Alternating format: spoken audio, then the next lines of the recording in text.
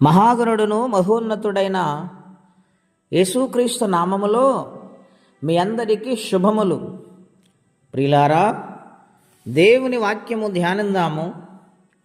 1 పేతురు పత్రిక 1వ అధ్యాయము 14వ వచనం. నేను పరిశుద్ధుడనై ఉన్నాను గనుక మీరును పరిశుద్ధులై యుండుడని వ్రాయబడి ఉన్నది. ప్రియమైన దేవుని బిడ్డలారా, ఈ మహావిశ్రాంతి దినము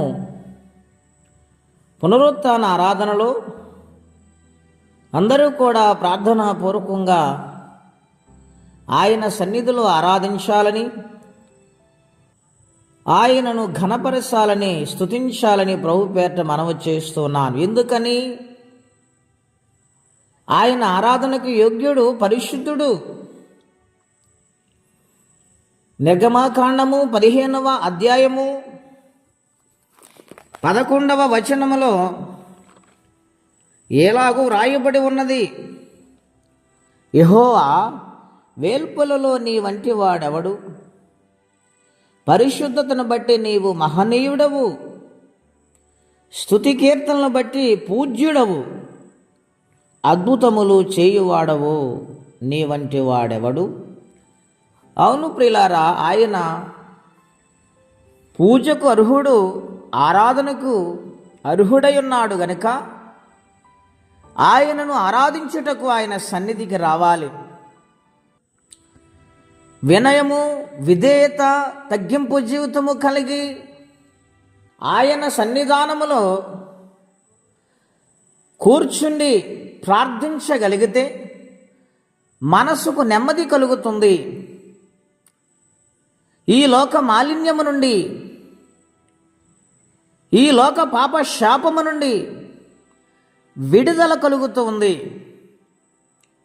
గనుక ఆ పరిశుద్ధుని, ఆ పూజ్యుని ఆరాధించుటకు దేవుని మందిరమునకు రావాలి.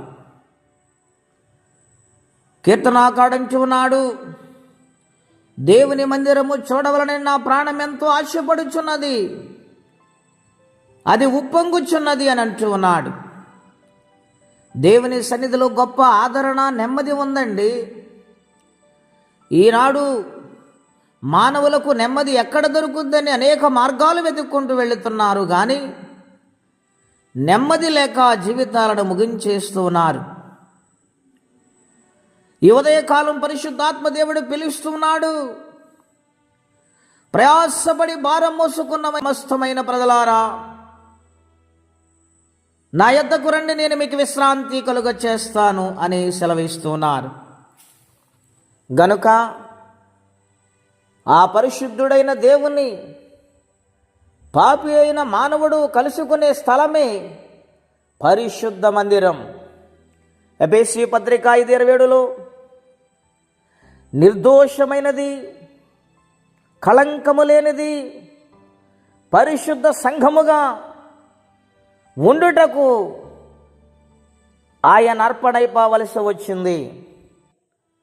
గనుక పరిశుద్ధుడైన ఆ దేవదేవుని ఆరాధించుటకు ప్రతి ఒక్కరూ కూడా ఆయన సన్నిధానములో స్తుతించువారిగా ఉండాలని, ప్రతి పాపము నొప్పుకొని విడిచిపెట్టాలని, ఆయన ఆశీర్వాదాలు పొందుకొని ఆయన రాజ్యమునకు వారసులుగా మారాలని ఆ మహాదేవుని సన్నిధిలో ప్రార్థించుదుముగాక. ప్రార్థనండి. అత్యంత కృప కలిగిన దేవా, మహోన్నతమైన మీ నామము కొరకై వందనాలు.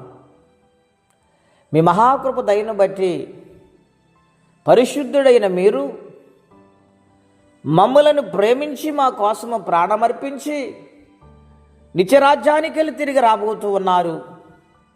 మమ్ములను మీరున్న స్థలములో ఉంచుటకు మీరు రాబోతున్నారు కనుక మేము సిద్ధపడి పరిశుద్ధంగా బ్రతకటానికి మీ ఆత్మ సహాయము దయచేయండి. ఈ శ్రమల నుండి, కష్టాల నుండి, ఈ శోధన నుండి విడిపించి నెమ్మదిని దయచేయమని, ఈ విశ్రాంతి దిన ప్రతి ఒక్కరిని కూడా ఆశీర్వదించమని పరిశుద్ధుడైన యేసయ్య నామములో ప్రార్థించి అడిగి పొందినాము తండ్రి. ఆమెన్. దేవుడు దీవించును గాక. ఆమెన్.